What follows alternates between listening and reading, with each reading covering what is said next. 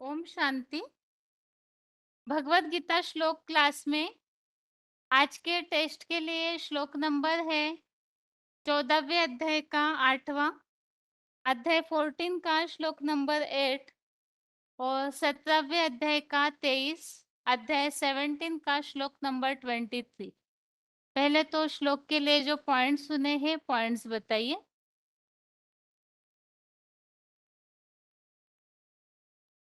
ओम शांति। हाँ जी। बाबा पॉइंट में आया है कि ये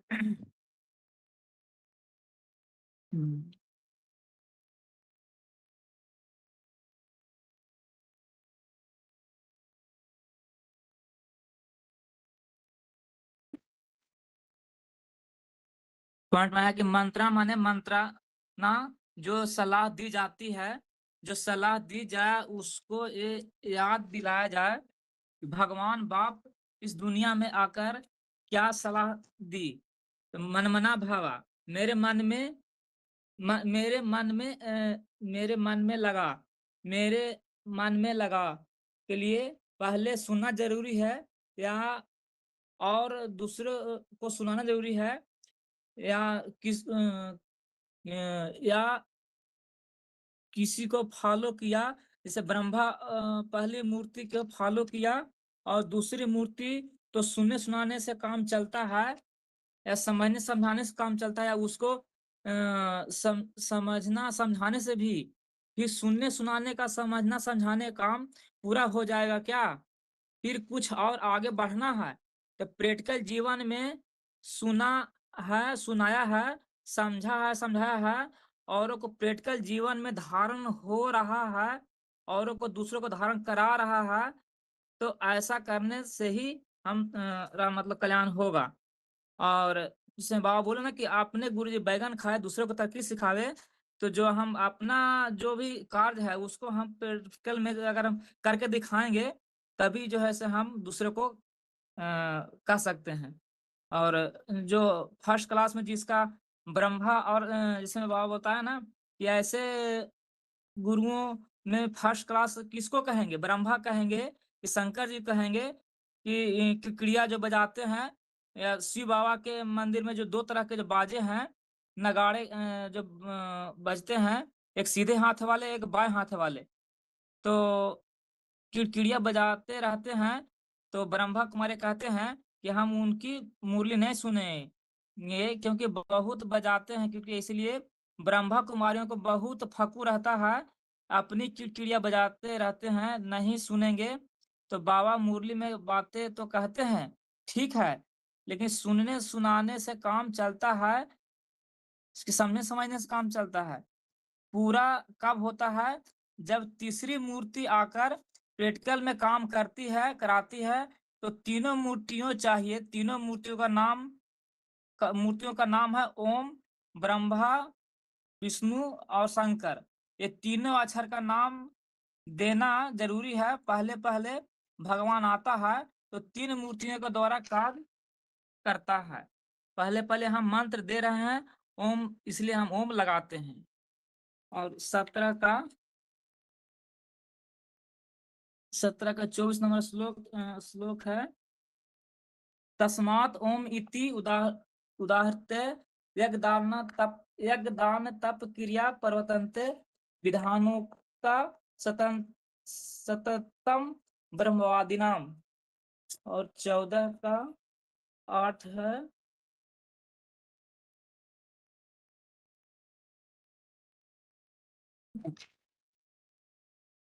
तम तु अज्ञानज विधि मोहनम सर्वदेहिनाम परमाद निंद्रा भी तत् निबदंती भारत। ओम शांति जी।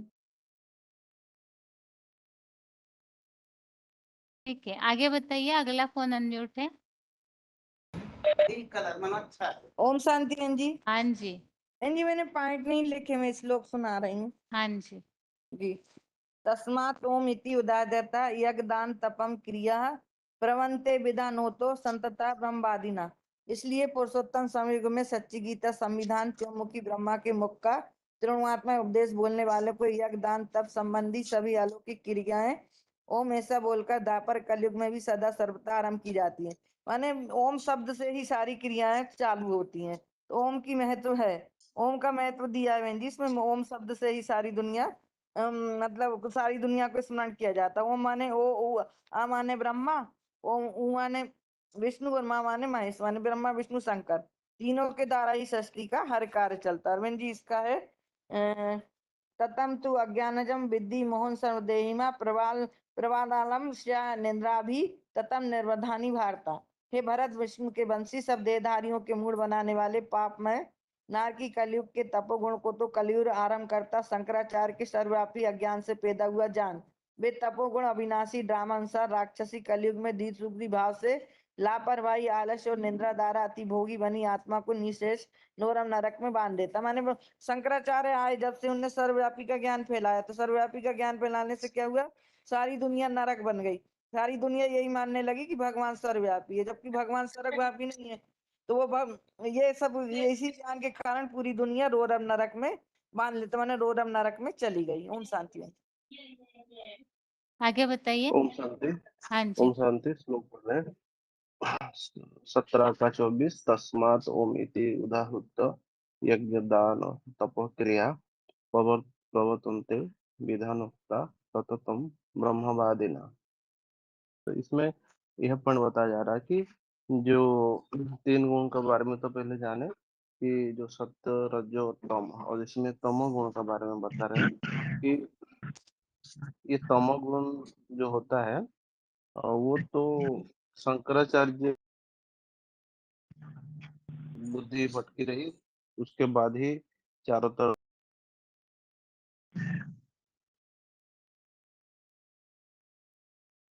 हम करते हैं।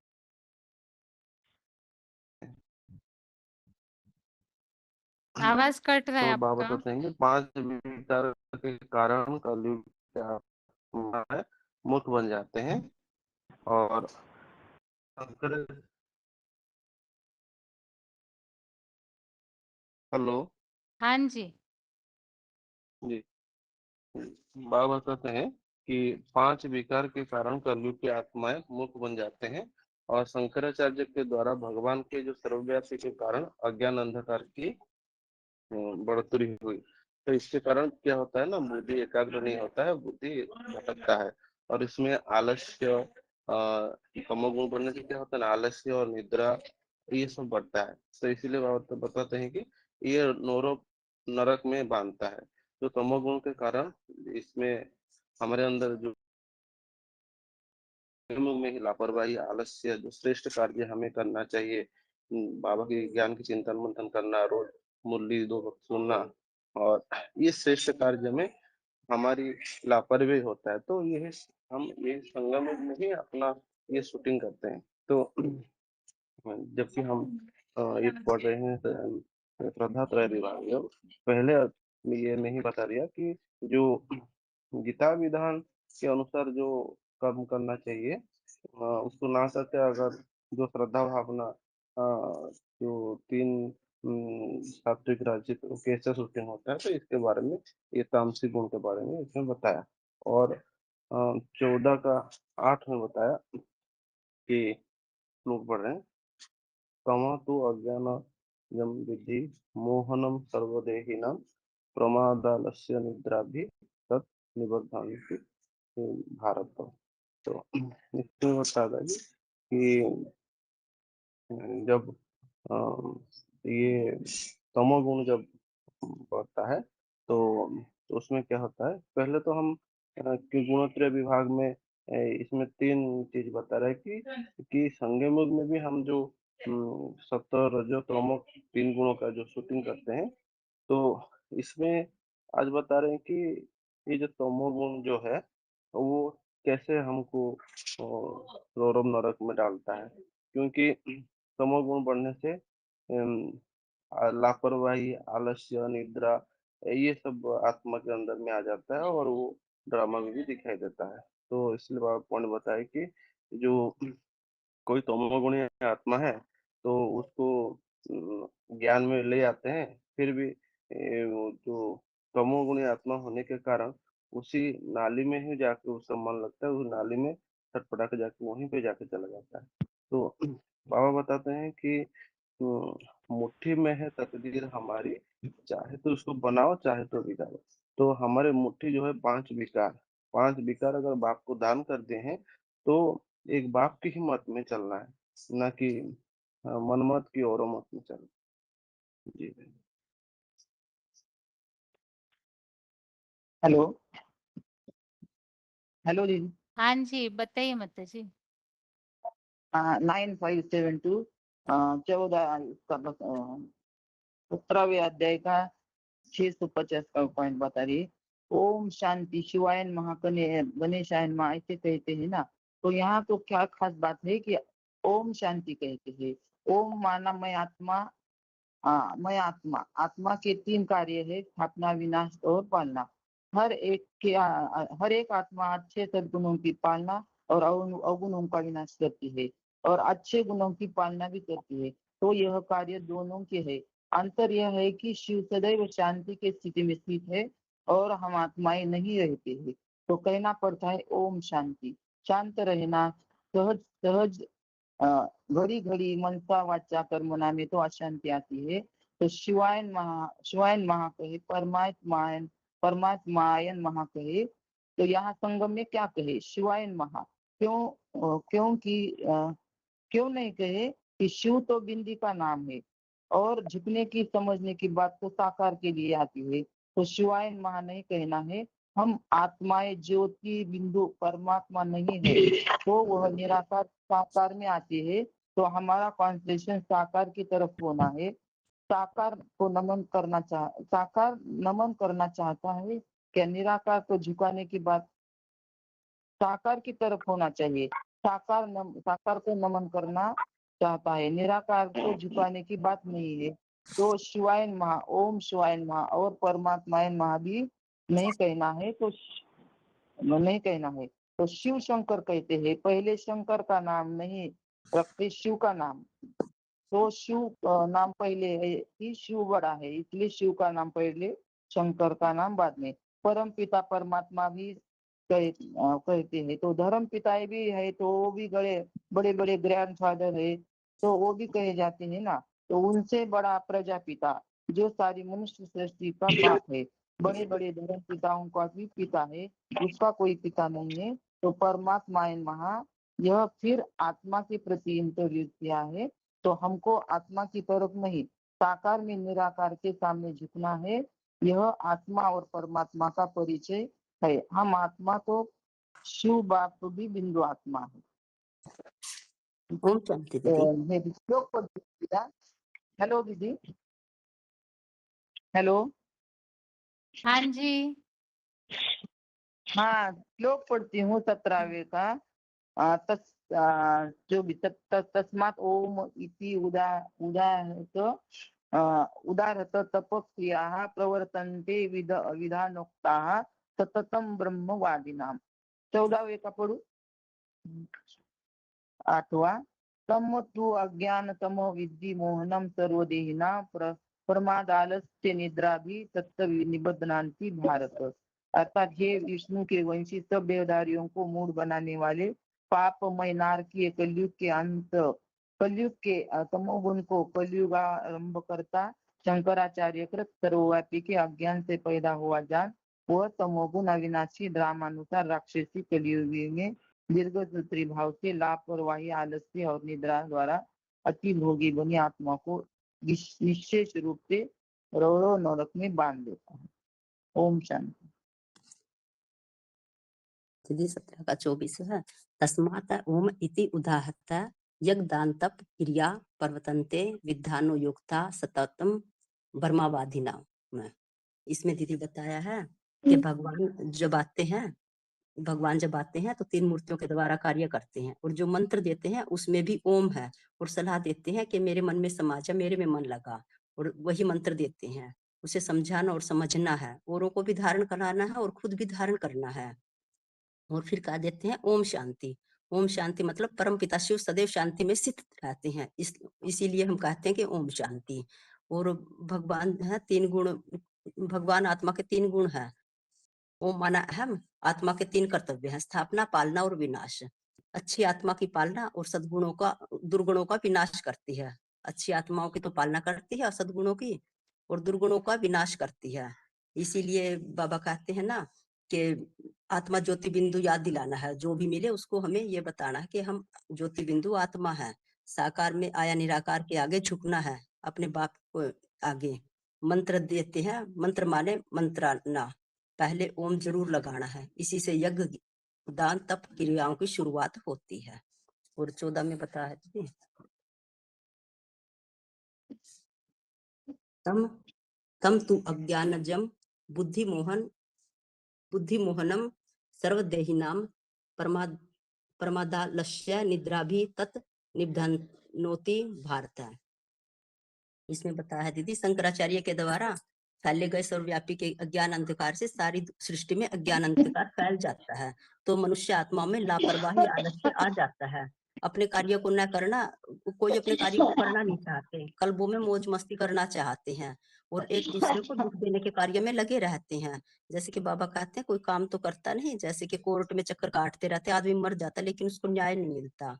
तो बाबा कहते हैं कि सारी दुनिया विषय सागर में गोते खा रही है और सबसे बड़ी भूल तो यही है कि आए हुए भगवान को पहचान नहीं पा रहे हैं और नाली के कीड़े नाली में ही रहकर खुश रहते हैं। इसीलिए तामसी बताया गया है, तमो प्रधानता आ जाती है।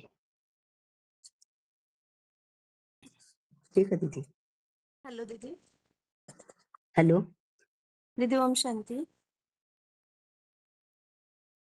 हेलो दीदी। हाँ जी माता जी बताइए। हाँ दीदी, 14 का 8 पॉइंट है 1573। तो इस सर्वव्यापी की अज्ञान ही भारत को सत्व प्रधान से तम प्रधान बनाया। कैसे बनने तम प्रधान? एक व्यापी को याद करने से बुद्धि एकाग्र बनेगी या सर्वव्यापी को याद करने से बुद्धि एकाग्र बनेगी? एक में बुद्धि लगेगा तो सात्विक बुद्धि बनेगी, अनेक में बुद्धि लगेगा तो बुद्धि तम प्रधान बन जाएगी।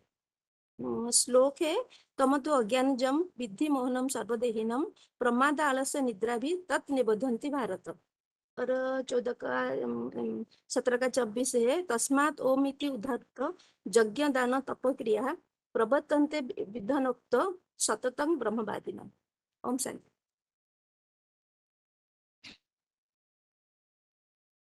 आगे जिनका फोन अनम्यूट हो रहा है श्लोक पढ़िए।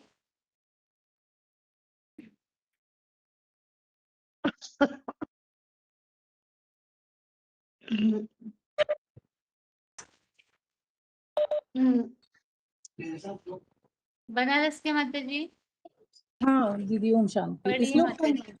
श्लोक पढ़ना है। हाँ जी। हाँ, ये 23 का 17 अध्याय का 24वां श्लोक है। तस्मात् ओम इति उदाहृत्य यज्ञदान तपः क्रिया प्रवर्तन्ते विधानोक्ता सततम ब्रह्मवादिने। ये मतलब इसका है। और 14वें अध्याय का 8वां श्लोक है। तमः तु अज्ञानजम विधि मोहनम सर्वदेहिना प्रमादालस्य निद्रा भी तत् निबधनान भारत। और पढ़ने क्या दीदी? इसका वो बताना है क्या? 5 श्लोक पढ़िए माता जी। 5 श्लोक शुरुआत से पढ़ने क्या दीदी? हाँ जी। अच्छा, 17 का या उसका 14 का पढ़ना? कोई भी। ठीक है दीदी। तो 14 का पढ़ रहे हैं। वो श्री भगवान वाच परम भूये प्रवक्ष्यामि ज्ञानानां ज्ञानम उत्तमम यद् ज्ञात्वा मुनयः सर्वे पराम सिद्धि इतः गता। दूसरा श्लोक है, इदम ज्ञानम उपाश्रित्य मम साधर्म आगता सर्गे अपना उपजायन्ते प्रलय न व्यथन्ति च। तीसरा है, मम योनि महत् ब्रह्म तस्मिन् गर्भं ददाम्यहं सम्भवा सर्वभूतानां ततो भवति भारत। सर्वयोनिषु कौन्तेय मूर्तयः सम्भवन्ति तासां ब्रह्म महद्ब्रह्म महत् योनि मम अहं बीज प्रदत्ता। सत्वं रजा तमा इति गुणा प्रकृति संभवां निबधन्ति महाबाहो देहे देहिनम् अव्ययम्। तत्र सत्वं निर्मलत्वात् प्रकाशम् अनामयं सुख संज्ञेन बन्धनाति ज्ञान संज्ञेन च अनात्। रजो रागात्मकं विद्धि तृष्णा संग समुद्भवन् तत् तत्निबध्नान्ति कौन्तेय कर्मसंगेन देहिनां। तमः तु अज्ञानजन्म विधि मोहनम सर्वदेहिना प्रमादालस्य निद्रा भी तत् निबध्नाति भारत। ठीक है, माता जी पढ़िए।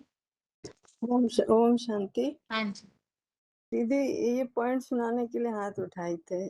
पॉइंट तो हो गए थे वैसे, ठीक है। हो गया।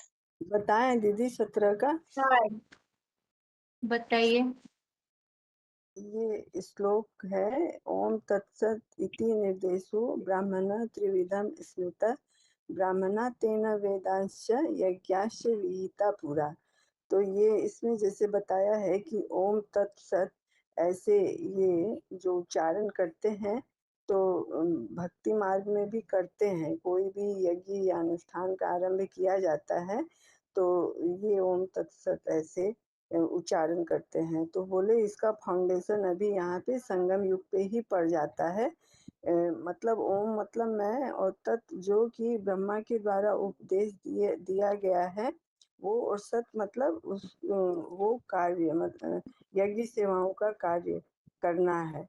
तो उसके लिए बोले ये संगम युग में ही फाउंडेशन पड़ जाता है, क्योंकि जब यज्ञ की स्थापना हुई थी तब भी ऐसे ओम शब्द का उच्चारण ही शुरुआत में करते थे। तो ओम मतलब ये बोलते हैं शिव निराकार के लिए, लेकिन शिव तो निराकार हैं। तो वो जब आते हैं यहाँ सृष्टि पे तो वो 3 देवताओं से ये 3 कार्य करवाते हैं। तो उसी का ये तीनों मिलके जो एक हो जाते हैं तो उसी के नाम से ओम पड़ता है। तो ब्रह्मा से अ हो गया, विष्णु से उ और महेश से म। तो जो भी मतलब कहते हैं कि क्या देते हैं, मंत्र देते हैं। तो मंत्र जैसे ये देते हैं मन मना भव कि मुझे याद करो। तो वो याद करने के लिए मतलब किसी के द्वारा तो देंगे ना, तो वो ब्रह्मा के द्वारा ये मंत्र देते हैं कि मतलब मुझे याद करो। तो वो खाली सुनने सुनाने से नहीं होता है, वो महेश के द्वारा समझने समझाने का कार्य भी होता है। तो वो सुनना सुनाना और समझना समझाना तो हो जाता है इन 2 देवताओं के द्वारा, लेकिन फिर भी कार्य संपन्न नहीं होता। तो उसके लिए फिर उ मतलब विष्णु का है जो कि प्रैक्टिकल में धारण करके और करता है। तो यही वो कार्य फिर संपन्न होता है। तो इसी से ये तीनों शब्द आपस में मिलकर एक हो जाते हैं। और ये मतलब भक्ति मार्ग में भी ये ऐसा विधान है कि कोई भी कार्य जब हम लोग शुरू करते हैं तो उसके पहले ऐसे कहते हैं कि ओम तत्सत। और ये बोलते हैं कि नमन कर, दूसरा पॉइंट है कि नमन भी करना है। तो किसको करना है, तो शिवाय नमन नहीं कहना है, क्योंकि शिव तो वो देह अहंकार से दूर है। तो वो नमन करवाना नहीं चाहता बच्चों से। और परमात्माएं नमन मतलब वो जो साकार है वो नमन करवाना चाहता है। तो लेकिन फिर भी वो तो परम पिता से छोटा ही है ना, नीचे है। तो उसे भी नमन नहीं करना है। तो इसीलिए हम लोगों को कहना है कि ओम शांति। ओम शांति मतलब वो निराकार शिव तो सदा ही शांत स्वरूप में है ही, लेकिन हम बच्चे भी उनकी याद में मतलब शांत स्वरूप में टिक जाएं। तो इसीलिए यही कहना सही है कि ओम शांति। आगे बताइए। 20-901 माता जी। हेलो ओम हाँ शांति। जी। ओम श्लोक शांति पढ़िए, दीदी। श्लोक। 26 नंबर का। हेलो हाँ जी, हेलो दीदी श्लोक कुछ बताइए। बताइए। 26,429 मेरा रोल नंबर बताइए। 17 का 24 बताए। जो ओम का श्लोक अर्थ पढ़िए, है, श्लोक। ओम का पॉइंट अर्थ। हो गया है, श्लोक पढ़िए। हाँ श्लोक पढ़िए। तस्मात् ओम इति उदाहृते यज्ञं दानं तप क्रिया वर्तन्ते विधानोक्तः सततं ब्रह्मा प्रतिपादिनो। अर्थात इसलिए पुरुषोत्तम संगम युग में सच्ची गीता संविधान के चौमुखी ब्रह्मा के मुख का त्रिगुणात्मक उपदेश बोलने वाले कि यज्ञ दान तप संबंधी सभी अलौकिक क्रियाएं ओम ऐसा बोलकर द्वापर कलियुग में सदा सर्वदा आरंभ की होती है। अर्थात ऐसे जो ओम का शब्द है ओम माने ब्रह्मा, ओ माने विष्णु, म माने महेश्वर, ये तीन ही आत्मा के द्वारा जो कार्य कराते हैं भगवान ओम शब्द उतारते हैं। ओम अर्थात ओम शांति, ओम शिवा नाम नहीं कहते, ओम शांति कहते। ओम शांति अर्थात मैं शांत स्वरूप आत्मा एवं शब्द इससे द्वापर जुगल जो आरंभ होता है ओम का शब्द, भक्ति मार्ग में ओम का शब्द आरंभ होता है। ऐसे 14 का बताइए दीदी, 14 का 8 है। तमः तु अज्ञानंज विधि मोहनं सर्वविहीनां प्रसादे लब्धा निद्रासी तत निर्बंधन्ति भारत। अर्थात हे भरतवंशी विष्णु, हे भरत विष्णु के वंशी सब विधर्मिया के मूढ़ों बनाने वाले आपस में नारकीय कलियुग के तमगुण के तो कलियुग आरंभ करता शंकराचार्य कृत सर्वव्यापी के अज्ञान में पैदा हुआ जान वह तमगुण अविनाश ड्रामा के अनुसार राक्षसी कलियुग में दीर्घमूर्ति भाव से आप लापरवाही आलस अति निद्रा द्वारा अति भोगी बनी आत्मा के निशेष रूप से रौरव नरक के बांध लेता है। अर्थात जो शंकराचार्य आते आत्मा परमात्मा एक कर देते हैं द्वापर युग में, द्वापर युग में जो सन्यासी शंकराचार्य आते हैं आत्मा परमात्मा को एक कर देता है, इसलिए अज्ञान अंधार में डूब जाता है। सबके आत्मा परमात्मा एक बोलते हैं, ऐसे आत्मा परमात्मा सबको लागू नहीं होता है, ऐसे एक आत्मा को लागू होता है। ये अज्ञान अंधार में दूर करने वाला एक परमात्मा शिव शंकर है। त्रिगुणमयी अर्थात तमगुणी के ये आत्मा को बांध लेता है। ओम शांति दीदी, आप बताने बात आगे बताइए, अगला फोन अनम्यूट है, श्लोक पढ़िए। हेलो हेलो बहन जी, श्लोक को पढ़िए। हाँ जी। 70 का एक श्लोक। हाँ जी। अर्जुन सुबास यह शास्त्र विधि उदस्य यजन्त श्रद्धाय अनित्य तेषम निष्ठा तो का कृष्ण स्वतः आह रजतमः। और श्री भगवान बात त्रिविध तो बादशाह बोलेंगे दीदी, बाबा से बोलेंगे दीदी। हेलो हाँ जी श्री माता जी। भगवान बात त्रिविधा भवति श्रद्धा देह नाम च स्वभावजा सात्विक राजसी चैव तामसी च इति ता शृणु। तापर सत्यानु रूपा सर्वस्व श्रद्धा भवति भारत श्रद्धामय अयम पुरुषम जो अक्षत्य स एव सह।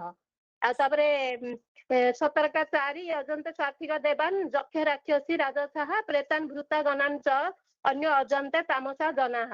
तापरे 17 का 5 अशस्त्र विहित घोरम तपन्ते य तपो जनाः दंभ अहंकार संयुक्ता काम राग बलान्विताः।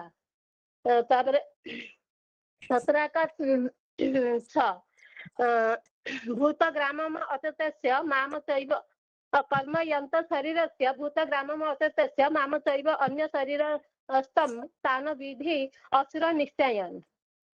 आउ 17 का 7 होची आहार अपि सर्वस्य विविध भवति प्रियः यज्ञ तपः तथा जानम तेषां भेदम इमं शृणु।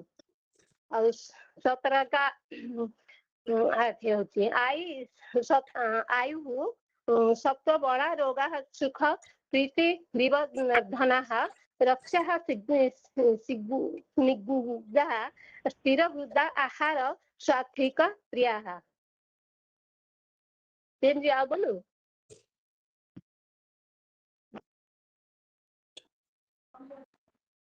आगे बताइए हेलो। माता जी। 5493। ओम शांति बहन जी।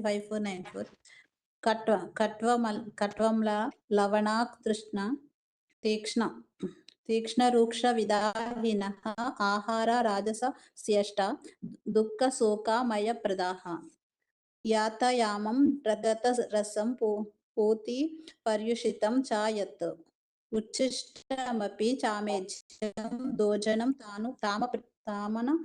तामसप्रियम् अफलाकाङ्क्षी बिर्यज्ञो विधितृष्टो या युज्यते यष्टव्यमेवेति मनः समादाय स सात्विकः अभिसन्धाय तु फलं दम्भार्धमपि चैव यत् युज्यते भरतश्रेष्ठ तं यज्ञं विद्धि राजसं विधिहीनमसृष्णान्नं मंत्रहीना मदक्षिणं श्रद्धा विरहितं यज्ञं तामसं परिचक्षते देवद्वज गुरुप्राज्ञा पूजनं शौचमार्जवं ब्रह्मचर्यामहिंसा च शारीरं तप उच्यते अनुद्वेगकरं वाक्यं सत्यं प्रियहितं च यत् स्वाध्यायाभ्यसनं चैव वाज्मयं तप उच्यते मनः प्रसादः सौम्यत्वं मौनमात्मा विनिग्रहः भावसंशुद्धिरित्येतत् तपो मानसमुच्यते श्रद्धया परया तप्तं तपस्तत् त्रिविधं नरैः अफलाकांक्षी बिर्युक्तैः सात्विकं परिचक्षते। ठीक है माता जी, आगे 1296 पढ़िए माता जी। ओम शांति दीदी। हाँ जी। सत्कार मान पूजार्थ तपोदम्भेन चैव यत क्रियते तथा इ प्रोक्तम राजसम चलम अध्रुवम मूढ़ग्राहेण यत् पीड़िया क्रियते तपः परस्य उत्सादनार्थ वा तत तामसम उदारुतम दातव्यम इति यत दानम दीयते अनुपकारिणे देशे काले च परपात्रे च तत् दानम सात्विक समृतम यत् तु पर्युपकार्यार्थ फलम उद्दिश्य वा पुनः दीयते च क्लिष्टम ततः दानम राजसं स्मृतम आदेश काले यत दानम अपात्रेभ्यश्च दीयते असत्कृतं अज्ञातं तत तामसम उदारुतम तत् इति निर्देशो ब्राह्मण त्रिविधं स्मृतः ब्राह्मण तेन वेदाश्च यज्ञाश्च विहिता पुरा तस्मात् ओम इति उदारुत यज्ञ दान तप क्रियाः प्रवर्तते विधानोक्ता सततं ब्रह्मवादिनं तत इति अनभिसंधाय फलं यज्ञ तप क्रिया दान क्रियाश्च विविधा क्रियन्ते मोक्षकांक्षिभिः सद्भावे साधु भावे च सत इति एतत् प्रयुज्यते पर्षते कर्मणि तथा सत शब्द पार्थ युज्यते यज्ञे तपसि दाने च स्थिति सत इति च उच्यते करम चैव तदार्थ्यम सत इति एवं अभिधीयते अश्रद्धा हुतम दत्तम तप्तम कृतं च यत असत्य इति उच्यते पार्थ न च तत् प्रेत्य नो इहि तत् प्रोक्त न इहि। दीदी ये तो हो गया पूरा, 14 का पढ़ूं? दीदी 14 का पढ़ूं? नहीं माता जी, आगे पढ़िए माता जी। नासिक के का पढ़ूं या यही 17 का पढ़ना है दीदी? कोई भी पढ़िए माता जी। 14 का पढ़ती हूँ। गुण त्रय विभागीय ज्ञान की महिमा प्रकृति पुरुष से जगत की उत्पत्ति होती है। तो श्री भगवान परम भूयः प्रवक्ष्यामि ज्ञानानां ज्ञानम् उत्तमं यत् ज्ञात्वा मुनयः सर्वे परां सिद्धिं इतगताः इदं ज्ञानम् उपाश्रिता मम साधर्म्यम् आगता सर्गे अपि न उपजायते प्रलये न वचन्ति मम योनि महद् ब्रह्म तस्मिन् धर्म ददामि अहं संभवं सर्वभूतानां ततो भवति भारत सर्वयोनिषु कौन्तेय मूर्तया संभवति या तासां ब्रह्ममहं योनि अहं बीजप्रतिष्ठिता स्वतं रजा तमाम् इतरा गुणाः प्रकृति संभवा निबन्धन्ति महाभावो देहे देहिनम् अव्ययम् तत्र सत्वं निर्मलत्व प्रकाशकम अनायम सुख संज्ञेन बध्नाति ज्ञान संज्ञेन नगा रजो रागात्मक विधि कृष्ण संगम समुद्भवम तत् निवंदांति कौन्तेय कर्म संज्ञेन देहिना तम तु अज्ञानजं विद्धि मोहनं सर्वदेहिनां परमादालस्य निद्रादि तत् निबंधांति भारत तत्त्वं सुखे सज्जयन्ति रजा कर्मणि भारत ज्ञानम् आवृत्तिं तं तं प्रमादे सज्जयन्ति उतः रजा तमश्च अभिभूया तत्त्वं भवति भारत रजा सत्वं तमश्चैव तमसत्वं रजा तथा सर्वद्वारेषु देहे अस्मिन् प्रकाशे उपजायते ज्ञानं यदा तथा विद्यात् विरुद्धं सत्वम् इति उदाह लोभ प्रवृत्ति आरंभा कर्मणा अशंस्वा रजसी एतानि जायते विरुद्धे भरतर्षः अप्रकाश अप्रवृत्तिचं प्रमाद मोह एव च तं एतानि जायते विरुद्धे कुरुनन्दन यदा सत्वे प्रवृद्धे तु प्रलयं यान्ति देहभृता तदा उत्तमविदां लोकान् अमलां प्रति प्रपद्ये रजसी प्रलयं गत्वा कर्मसंगीषु जायते तथा प्रलीनतमसि मूढयोनिषु जायते कर्मणा सुकृतस्य आवय सात्विकं निरलं फलं रजसा तु फलं दुःखम् अज्ञानं तमसं फलम् सत्त्वं सज्जायते ज्ञानं रजसो लोभ एव च प्रमादमोह तमसो भवा अज्ञानम् एव च मृद्व गच्छन्ति सर्वस्था मध्ये तिष्ठन्ति राजसा जग्न्य गुणवृत्तिता अधो गच्छन्ति तामसा अन्य गुण्यभ्य कर्तारं यदा दृष्टा अनुपश्यन्ति गुणे परं व्यन्ति मद्भावं च अधिगच्छन्ति गुणान् एतान् अतीत्य त्रीणं देहि समुद्भाव जन्म मृत्यु जरा दुःखे विमुक्त अमृते अश्रुते अर्जुन उवाच कैलिङ्गे त्रिगुणान् एतान् अतीत भवति प्रभो किमाचार कथं च एतान् त्रिगुणान् अतिवर्तते श्री भगवान प्रकाशं च प्रवृत्तिं च मोहम् एव च पांडव न द्वेष्टि संप्रवृत्तानि न निवृत्तानि कांक्षते उदासीनवत आसीनगुणः य न विचार्यते वर्तन्त इति एव य अविष्टन्ति इति न ठीक है माताजी।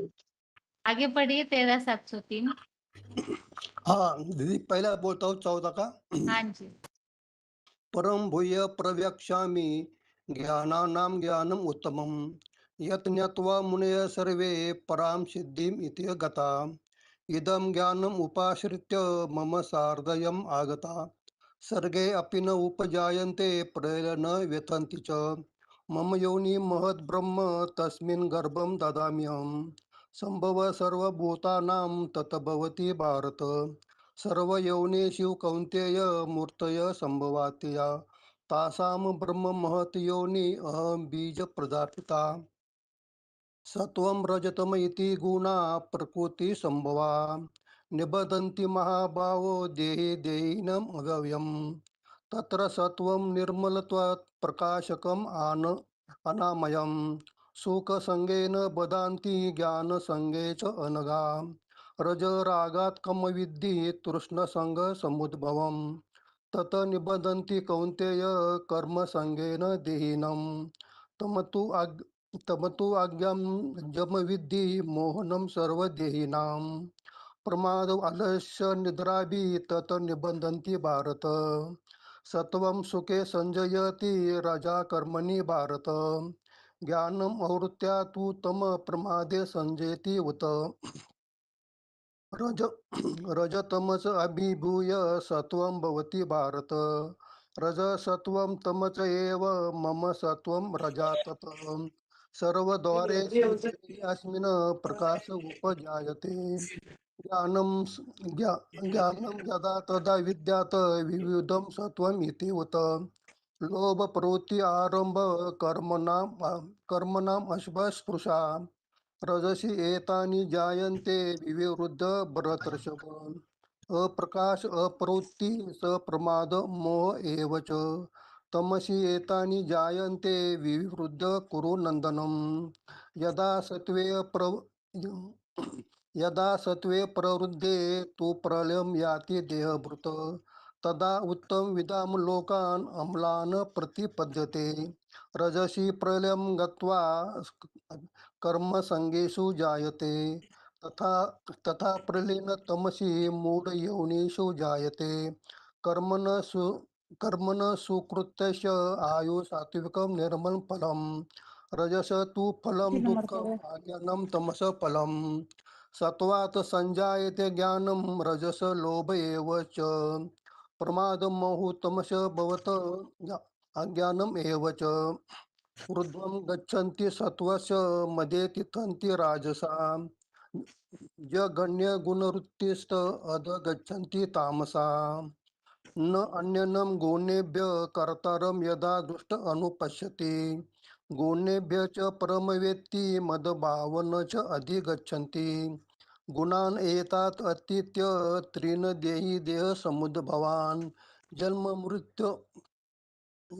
मृत्यु जरा दुःखे विमुक्त अमृतम अनुचते त्रैलिङ्गे तेन गुणान् एतान् अतीत भवति प्रभो किमाचार कथम एतान तीन गुणान अति वर्तते। ठीक है, आगे पढ़िए माता जी धनगढ़ी। हाँ जी, हाँ हाँ जी दीदी 14 को 22 से दीदी शुरू से पढ़िए, शुरू से कितने नंबर पहले नंबर से पढ़िए। पे? हाँ जी, श्री भगवान वाच परम भूयः पर्वत्स्यामि ज्ञानानां ज्ञानम् उत्तमम् एत ज्ञात्वा मुनयः सर्वे परां सिद्धिम् इतः गताः इदं ज्ञानम् उपाश्रितं श्रुत्य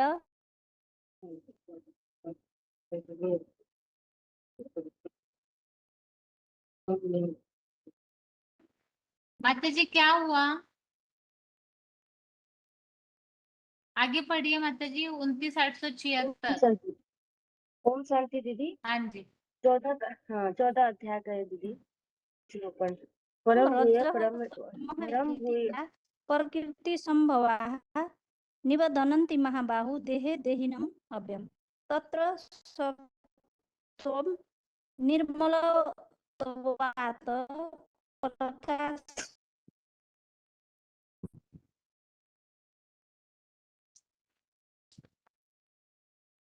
पढ़े दीदी।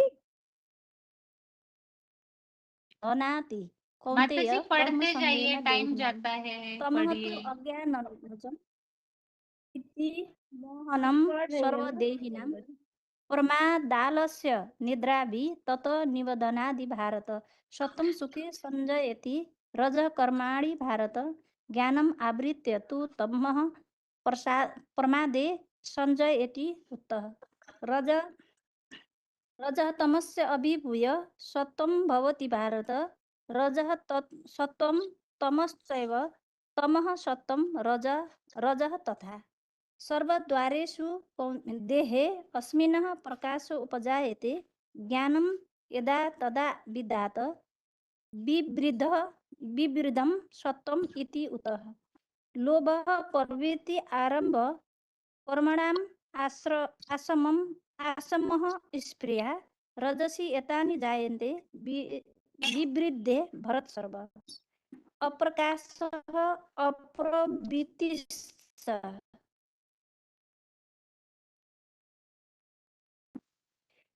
विवृद्धे कुरु नन्दन यदा सत्त्वे प्रवृद्धे प्रलयं यान्ति देहभृत तदा उत्तमविदा लोकान् अमलान् प्रतिपद्यते रजसि प्रलयं गत्वा कर्मसङ्गीषु जायते तथा प्रलीनः तमसि मूढयोनिषु जायते कर्मणः सुकृतस्य आहुः सात्विकं निर्मलं फलं रजसः तु फलं दुःखम् अज्ञानं तमसः फलं सत्त्वात् संजायते ज्ञानं रजो लोभ एव च प्रमादमोहौ तमसो भवतः अज्ञानम् एव च उधर्व गच्छन्ति सत्वस्था मध्ये तिष्ठन्ति राजसा जघन्य गुणवृत्तिस्था अधो गच्छन्ति तामसा न अयं गुणेभ्यः कर्तारं यदा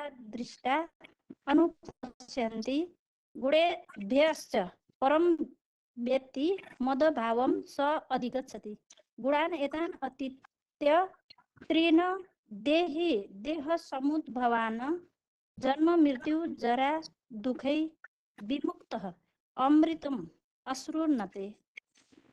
श्री भगवान उवाच प्रकाशं च प्रवृत्तिं च मोहनम् एव च पाण्डव न द्वेष्टि सम्प्रवृत्तानि न निवृत्तानि काङ्क्षति।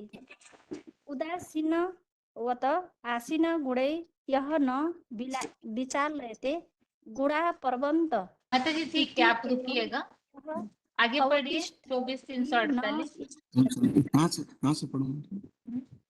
हाँ जी Start. पहले से पढ़िए, पहले से। हाँ जी। श्री भगवान उवाच परम भूय प्रवक्ष्यामि ज्ञानानं ज्ञानमुत्तमं यत् ज्ञात्वा मुनयः सर्वे परां सिद्धिम् इतः गतः। इदं ज्ञानमुपश्रित्य मम साधर्म्य आगताः सर्गे अपि न उपजायन्ते प्रलये न व्यथन्ति च। मम योनि महत् ब्रह्म तस्मिन् गर्भं ददामि अहं सम्भवः सर्वभूतानां ततो भवति भारत। सर्वयोनिषु कौन्तेय मूर्तयः सम्भवन्ति या तासां ब्रह्म महत् योनि अहं बीजप्रदः पिता। सत्त्वं रजस्तम इति गुणाः प्रकृतिसम्भवा निबध्नन्ति महाबाहो देहे देहिनम् अव्ययम्। तत्र सत्त्वं निर्मलत्वात् प्रकाशकम् अनामयम् सुखसंगेन बध्नान्ति ज्ञानसंगेन चानघ। रजोरगात्मक विद्धि तृष्णासंग समुद्भवम् तत् निबध्नान्ति कौन्तेय कर्मसंगेन देहिनम्। तमः तु अज्ञानजं विद्धि मोहनं सर्वदेहिनां प्रमादालस्य निद्राभिः तत् निबध्नान्ति भारत। सत्त्वं सुखे सज्जयति रजः कर्मणि भारत ज्ञानम् आवृत्य तु तमः प्रमादे सज्जयति उतः। रजः तमश्च अभिभूय सत्त्वं भवति भारत रजः सत्त्वं तमश्चैव तमः सत्त्वं रजः तथा। सर्वद्वारेषु देहेऽस्मिन् प्रकाशः उपजायते ज्ञानं यदा तदा विद्यात् विवृद्धः सत्त्वम् इति उतः। लोभः प्रवृत्ति आरम्भ कर्मणाम् असमः स्पृहा रजसि एतानि जायन्ते विवृद्धे भरतर्षभ। अप्रकाशः अप्रवृत्तिश्च प्रमादः मोह एव च तमसि एतानि जायन्ते विवृद्धे कुरु नन्दन। यदा सत्ये प्रवृद्धे तु प्रलयं याति देहभृत् तदा उत्तमविदां लोकान् अमलान् प्रतिपद्यते। रजसि प्रलयं गत्वा कर्मसंगिषु जायते तथा प्रलीनः तमसि मूढयोनिषु जायते। कर्मणः सुकृतस्य आहुः सात्विकं निर्मलं रजसः तु मृत्युः ज्ञानं तमसः फलम्। सत्त्वात् सज्जायते ज्ञानं रजसो लोभ एव च प्रमाद मोहो तमसो भवतः अज्ञानम् एव च। ऊर्ध्वं गच्छन्ति सत्त्वस्था मध्ये तिष्ठन्ति राजसाः गुणवृत्तिस्था अधो गच्छन्ति तामसाः। अन्यं गुणेभ्यः कर्तारं यदा द्रष्टा अनुपश्यन्ति गुणेभ्यश्च परं वित्ति मद्भावं स अधिगच्छति। गुणान् एतान् अतीत्य त्रीन् समुद्भवान् जन्म मृत्यु जरा दुःखै विमुक्तः अमृतं स्नुते। अर्जुन उवाच किं लिङ्गैः त्रीन् गुणान् एतान् अतीतः भवति प्रभो किम् आचारः कथं च एतान् त्रीन् गुणान् अतिवर्तते। श्री भगवान उवाच प्रकाशं च प्रवृत्तिं च मोहम् एव च पाण्डव न दृष्टि संप्रवृत्तानि न निवृत्तानि काङ्क्षति। ठीक है, उदासीनवत् आगे पढ़िए। भुवनेश्वर 3039। हाँ जी, शुरू से पढ़िए, शुरू से। जी 14 पहला अध्याय। श्री भगवान उवाच परं भूय प्रवक्ष्यामि ज्ञानमुत्तमं यत् ज्ञात्वा मुनयः सर्वे परं सिद्धि इतः गताः। इदं ज्ञानमुपाश्रित्य मम साधर्म्य आगता सर्गे अपि न उपजायन्ते प्रलये न व्यथन्ति च। मम योनि महत् ब्रह्म तस्मिन् गर्भं ददामि अहं सम्भवं सर्वभूतानां ततो भवति भारत। सर्वयोनिषु कौन्तेय मूर्तयः सम्भवन्ति या तासां ब्रह्मा महत् योनि अहं बीजप्रदः पिता। सत्त्वं रजः तमः इति गुणा प्रकृतिसम्भवा निबध्नन्ति महाबाहो देहे देहिनो अव्ययम्। तत्र सत्त्वं निर्मलत्वात् प्रकाशं तु अनामयं सुखसंगेन बध्नाति ज्ञानसंगेन च नघ। रजोरागात्मको विधि तृष्णासंग समुद्भव तत्तन्निबध्नाति कौन्तेय कर्मसंगेन देहिना। तमः तु अज्ञानजं विधि मोहनं सर्वदेहिना प्रमादालस्य निद्राभिः तन्निबध्नाति भारत। सत्त्वसुखे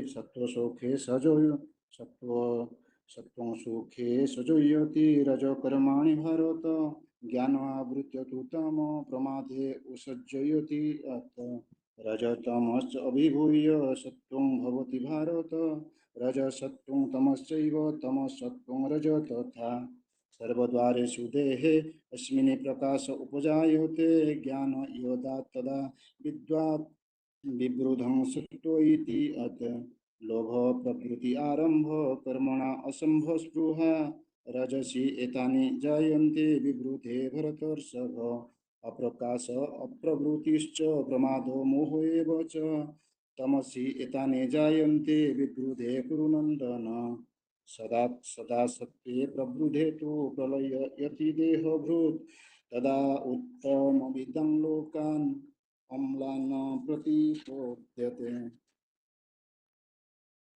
रजसी प्रलयं गत्वा कर्मसङ्गीषु जायते तथा प्रलीनतमसि मूढयोनिषु जायते कर्मणः सुकृतस्य आउ सत्युकं निर्मलफलम् अजस तु फलं दुःख अज्ञानो तमसः फल सत्त्वा न सज्जायते ज्ञान रजसो लोभो एव च प्रमादो मोहो तमसो भवत अज्ञानो एव च ऊर्ध्वं गच्छन्ति सत्त्वस्था मध्ये तिष्ठन्ति राजसा जगन्यगुणवृत्तिस्था अधो गच्छन्ति तामसा न अन्यगुणेभ्यः कर्तारं यदा द्रष्टा अनुपश्यति गुणेभ्यश्च परं वेति मद्भावं स अधिगच्छति गुणान् एतान् अतीत्य देहि देहसमुद्भान जन्म मृत्यु जरा दुःखे विमुक्तै अमृत श्रुते अर्जुन उवाच के लिङ्गस्त्रीन् गुणान् एतान् अतीत भवति प्रभो किमाचारं कथ च एतान् त्रीन् गुणान् अतिवर्तते भगवान् उवाच प्रकाशं च प्रवृत्तिं च मोहो एव च पाण्डव न द्वेष्टि सम्प्रवृत्तानि न निःसृतानि काङ्क्षिते उदासीन गुणैः न विचालयेत् गुणा वर्तन्त इति एव य अवतिष्ठति न इङ्गते समोदो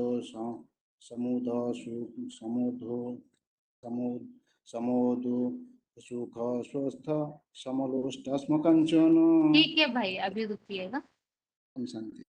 अभी हाथ नीचे किए हुए हैं सभी के, और 9वां अध्याय जिन्होंने भी पढ़ के रखा है या उत्तर दे सकते हैं वो सभी हाथ उठाइए।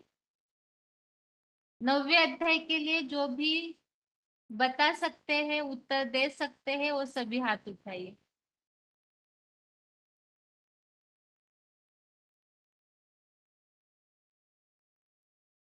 उत्तर देख के दे सकते हैं, इसीलिए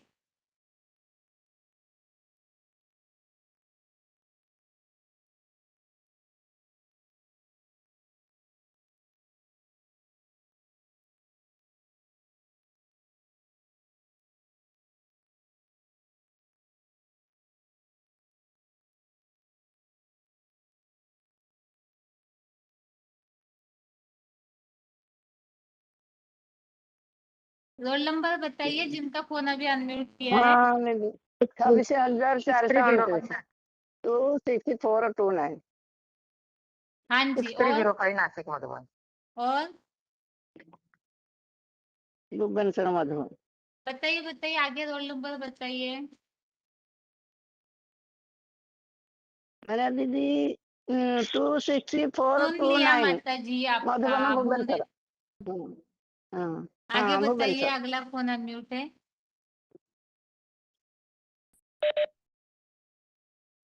27,305। हाँ जी, और ओम शांति। ठीक है।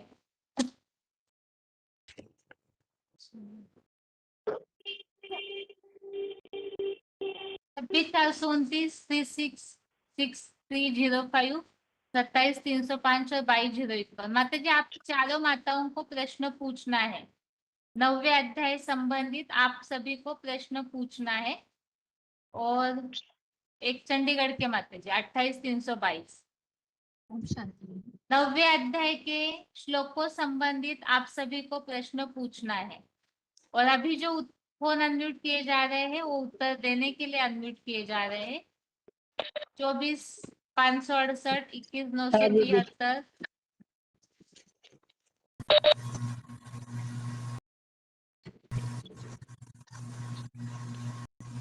ओम शांति दीदी, हम श्लोक बताएंगे। बनारस की माता बोल रहे हैं। श्लोक बताने के लिए नहीं, जो प्रश्न पूछे जाएंगे उसके लिए माता। अच्छा, मैं सुन लेती हूँ।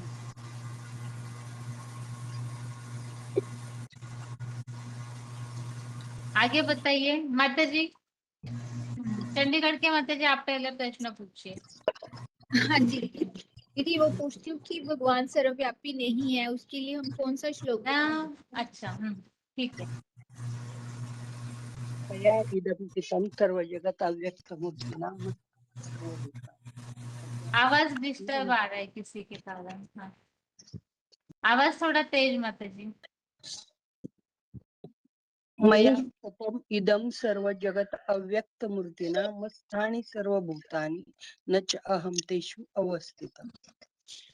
ठीक है माता जी। आगे नासिक के माता जी बोलिए प्रश्न। हाँ, जो बताया गया है ना आगे कि प्रकृति की प्रकृति से परे जो है वो तो प्रकृति कौन सी प्रकृति है? वो दो प्रकृति बताई गई है, तो कौन से श्लोक में बताया गया है? 9वें अध्याय में प्रकृति की बात कहाँ आई है? दो प्रकार की प्रकृति। हाँ हाँ, यही आपके प्रश्नों को रिपीट कर दो। बताइए माता जी आगे। हाँ बताओ दीदी। प्रश्न भी आपका, उत्तर भी आपका माता जी। प्रश्न आपको पूछना है, उत्तर कोई और देंगे। हम बताइए माता जी। प्रश्न ही मैं पूछी ना। हाँ जी, उत्तर कोई देंगे। बताए हम। हाँ बताइए जलगांव का दीदी, मेरे को क्या रचना है ना वो 9 के 13 में बताया है, महात्मन तु मां पार्थ दैवी प्रकृति आश्रिता भजन्ति अनन्य मनसो ज्ञात्वा भूतमि अवयम। हाँ आगे बताइए दीदी। ओम शांति। मैं क्या बताऊंगी?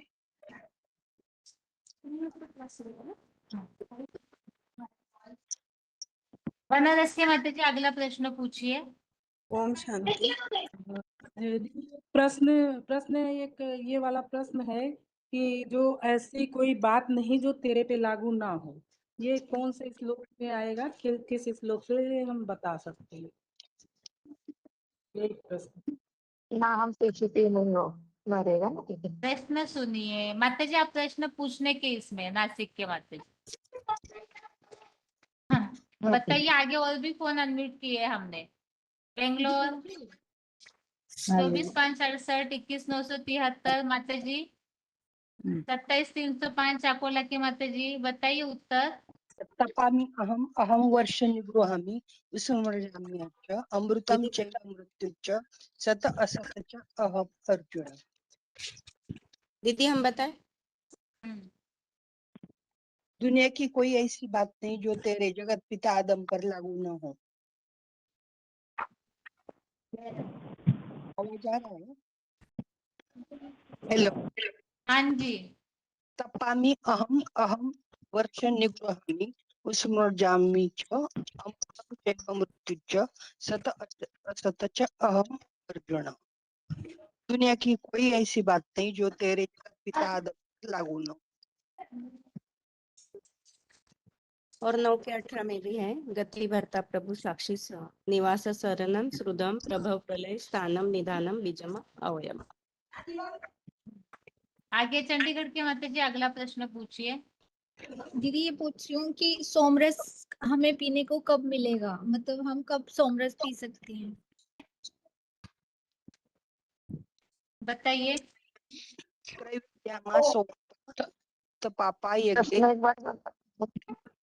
प्रथयन्त ते पुण्य असाध्य सुरेंद्र अष्ट देव भोग। 9 का 20। ठीक है। प्रश्न रेडी रखिए आपने। 27,305 माता जी प्रश्न पूछना है अगला। भगवान सर्वव्यापी नहीं है, इसके लिए 9वें अध्याय में कौन कौन से श्लोक आए हुए हैं?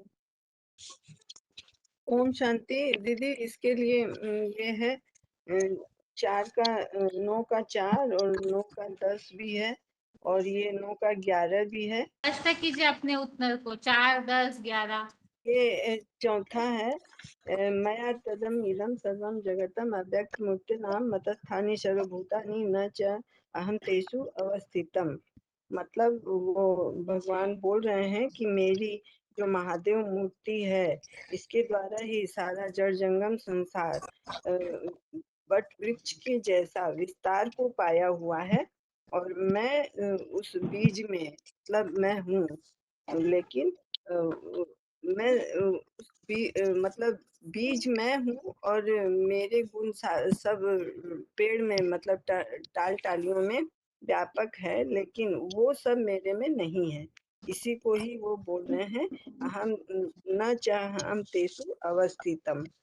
और ये 9 के 10 में भी जैसे ये बोला है, नहीं 9 के 10 नहीं 9 का 11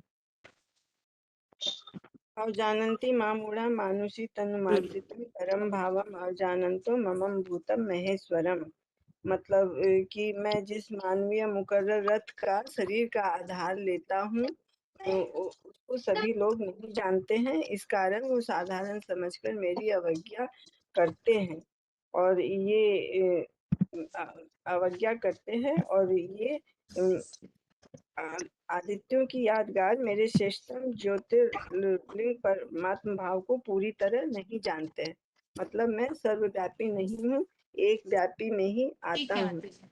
21,973 माता जी आप प्रश्न पूछिए 9वें अध्याय में से कोई भी।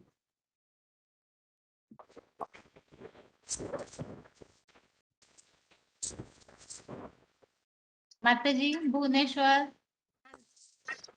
हाँ हाँ शांति। हेलो, हाँ जी प्रश्न क्या बताइए? आपको प्रश्न पूछने बोला है। 21,973 भुवनेश्वर माता जी। दीदी कौन बेंगलोर सा के माता जी। हाँ दीदी कौन सा श्लोक में है? माता जी मतलब 9वें अध्याय। हाँ पूछिए। हाँ श्लोक में है देवताएं और अलग देवताओं से अलग। मैं तो प्रश्न पूछ नहीं पाती हूँ दीदी अच्छी तरह। ठीक है थोड़ा सा सोचिए माता जी। अचानक बोला आप सोच के रखिए। 19,917 माता जी आप बोलिए। दीदी इसमें क्वेश्चन बताऊं ना आंसर? क्वेश्चन बताना है क्वेश्चन। अच्छा अच्छा। ये मतलब ज्ञान सबसे उत्तम ज्ञान है, इससे इसके समान दुनिया में कोई भी ज्ञान नहीं है, ये अविनाशी ज्ञान है। इसमें कौन से श्लोक में बताया? बताइए।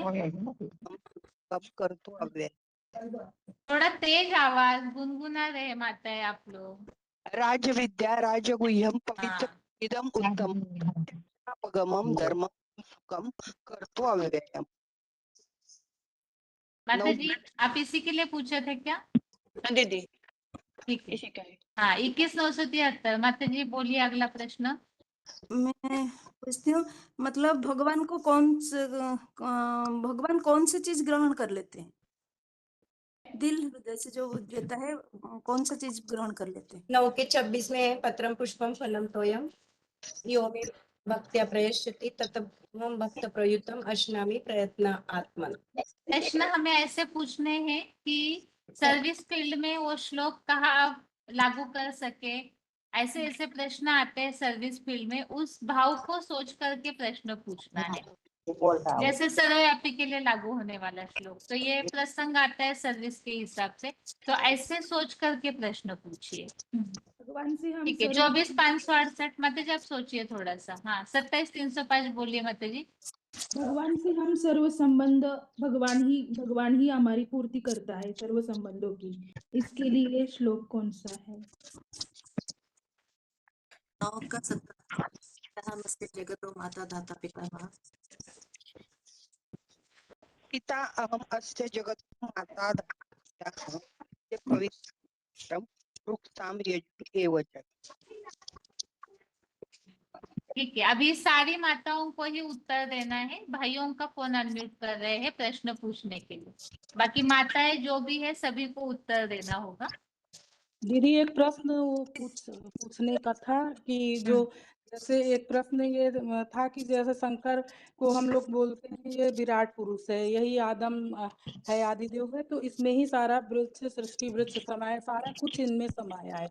तो उसमें एक प्रश्न ये था कि शंकर को जैसे वैद्यनाथ भी कहते हैं, उनका एक नाम वैद्यनाथ भी दिया गया है, तो वो उस संबंधित श्लोक था। दीदी या मेरा समझ में नहीं आया माता जी, एक मिनट, समझ में नहीं आया। जैसे शंकर को वैद्यनाथ कहते हैं, तो हम लोग ये जो श्लोकों में पढ़े हैं, जैसे आदिदेव शंकर को ही बोलते हैं ना, आदिदेव है, जड़ पुरुष भी, ये सारा सृष्टि वृक्ष उनके में ही समाया है, तो उनका एक रूप ये वैद्यनाथ का भी है, तो कौन से श्लोक से बता सकते हैं, ये प्रश्न था। स्वधाम अहम औषधम यदि न का 16 में है वो श्लोक उत्तर। अहम क्रतु अहम यज्ञ स्वधाम अहम औषधम मंत्रहम अहम वाज्य अहम अग्नि अहम होतम।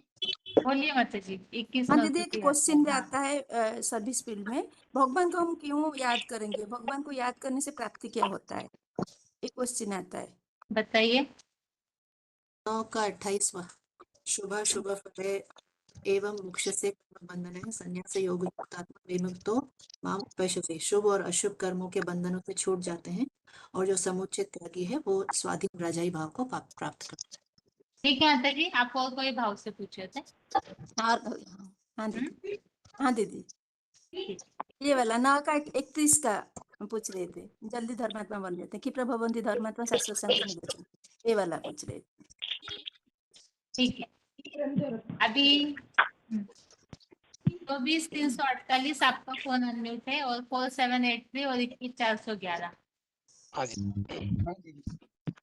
पूछिए प्रश्न। प्रश्न पूछना है। एक मिनट है, एक मिनट। 24,348 आप बताइए पहला प्रश्न।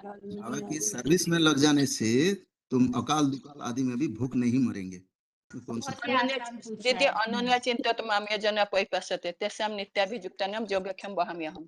प्रश्न ऐसे होना चाहिए जो पहचान में आने में कठिनाई हो। ठीक है, आगे बताइए। भाग्य का निर्धारण, हेलो हाँ जी दीदी, भाग्य का जो निर्धारण होता है वो उसमें पूर्व जन्मकृत कर्म भी आते हैं, और उस भगवत प्राप्ति के लिए ऐसा कौन सा श्लोक है? प्रश्न सही होना चाहिए, प्रश्न ठीक कीजिए अपना। हाँ, ये प्रश्न में यही बात है कि पूर्व जन्म कृत कर्मों के आधार पे भाग्य का निर्धारण होता है, तो भगवान प्राप्ति में वो किस प्रकार, कौन सा ऐसा श्लोक है जिसमें ये बताया गया कि परम गति प्राप्त करने के लिए भगवान का आश्रय लेना है? लाइन 32 है जी। 9 का 25 है दीदी। 32 हाँ दीदी सही है। और 783 बताइए। हाँ, कर्मबंधन से मुक्त होने का तरीका कौन सी श्लोक में बताएगी? अभी तो बताया था माता जी ने श्लोक। शुभाशुभ फले एवं मोक्ष से कर्म बंधने संन्यास योग युक्ता माम उपैष्यते। मिक्सी पे रखा है तो ऐसे ही रखे हैं कई दिन से, अब जगह नहीं तो क्या करें। आगे बताइए। मृत्यु लोक को कौन पाते हैं और अमर लोक को कौन पाते हैं? क्या? मृत्यु लोक को कौन पाते हैं और अमर लोक को कौन पाते हैं? एतम भुक्त्वा स्वर्गलोकं विशरम ये पुण्य मर्त्यलोकं विशन्ति एवं त्रैधर्मम् अनुपपन्ना गतागतं काम कामा लभन्ते। दीदी भगवान को कौन नहीं पहचानता है? ये तो खत्म होने अवजानन्ति मां मूढाः मानुषीं तनुमाश्रितं परम भावं जानन्ति। क्या अमर लोक मृत्यु लोक का तो पूरा हुआ ही नहीं अभी उत्तर, हमें तो समझ में नहीं आया उत्तर। अमर लोक और मृत्यु लोक का उत्तर स्पष्ट कीजिए। ऊर्ध्वं गच्छन्ति सत्त्वस्थ मध्यम तिष्ठति राजस जगन्य पुनरुत्थिष्ठो। मृत्यु लोक और अमर लोक का कुछ प्रश्न दीदी ये 9 का 21 होगा दीदी। तम भुक्ता स्वर्गलोकं विशाल क्षीण पुण्य मर्त्यलोक विशन्ति एवं तय धर्म अनुप्रपन्ना गतागतं काम कामा लभन्ते। नहीं वो तो ठीक है, लेकिन मैं सवाल है मृत्यु लोक को कौन पाते हैं, पहला प्रश्न। दूसरा प्रश्न है अमर लोक को कौन पाते हैं? ये तो लेकिन 9 जवाब का में 20 जैसे आएगा। ये वाला 9 का 9 20 का 20 होगा 9 दीदी, का 9 20 का 20 और 9 का 21, ये दोनों।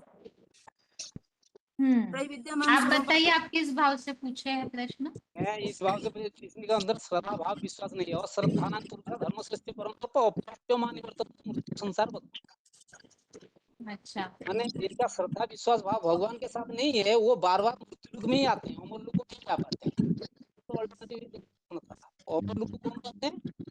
जो 12-13 में ना 13-14 में बताया महात्मा तो मांग पाठ का प्रकृति मासिका भजन ज्ञानता होता देखिए ये था। क्योंकि और एक भगवान बात से है ही सब तरह कैसा की भक्त प्राप्ति भगवान का होती है। सबसे प्रिय है। 1 मिनट बात सुनने दीजिए। क्या बोले? 4783 एक बार दोबारा बोलिए। बोला कैसा भक्त भगवान का सबसे प्रिय है।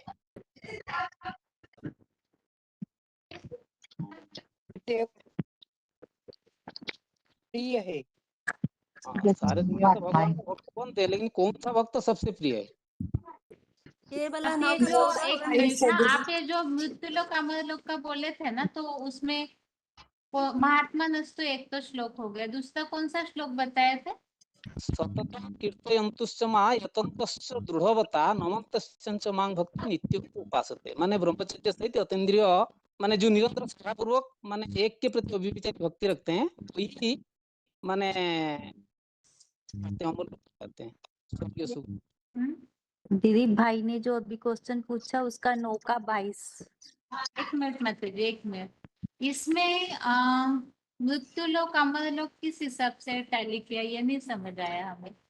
माने मृत्यु लोक को जिनके अंदर श्रद्धा भाव विश्वास नहीं है भगवान के प्रति वो तो भगवान को प्राप्त नहीं कर पाते हैं, इसीलिए वो है आश्रकृति। इसलिए वो माने कृष्ण चंद्रमा माने गति करते हैं, माने 2500 साल नारे के दुर्ग जाते हैं, वो भगवान को पाते नहीं है। और जो एक माने अव्यभिचारी याद में रहते हैं जिसको वो कहते हैं कि पूरा दैवी प्रकृति का आश्रित है, आकाशवासी, तो तेरे को बताया जो एक के प्रति अव्यभिचारी याद रखते हैं वही स्वर्गीय सुख को पाते हैं, अमर लोक को जाते हैं। ये बात पर मैं पूछा था, बाकी इसमें टाली नहीं हो रहा क्या?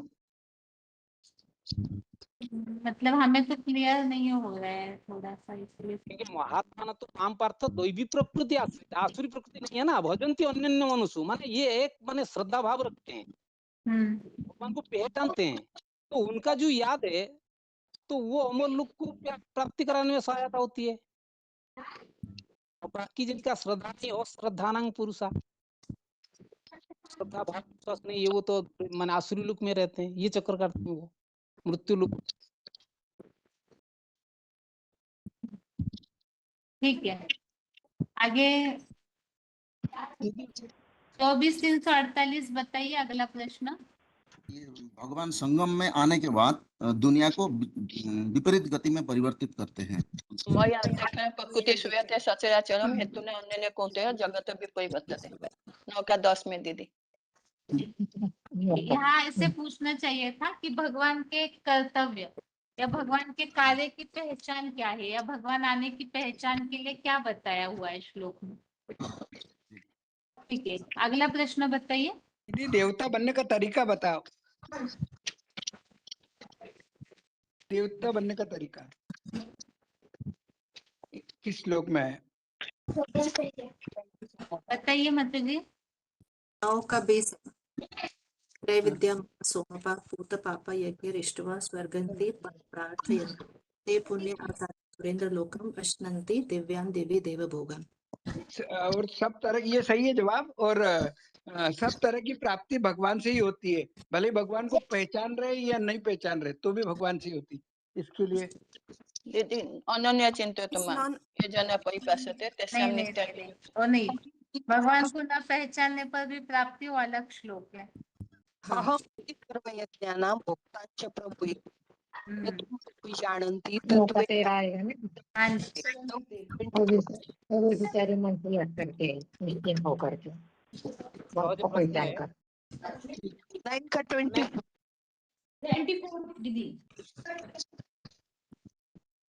ठीक है, बेंगलोर के माता जी 24,526।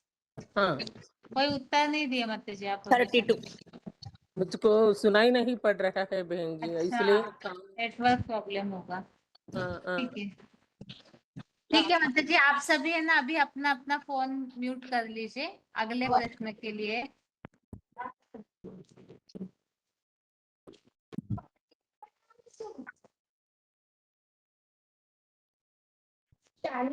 चीज बोलना वाली बात रहा।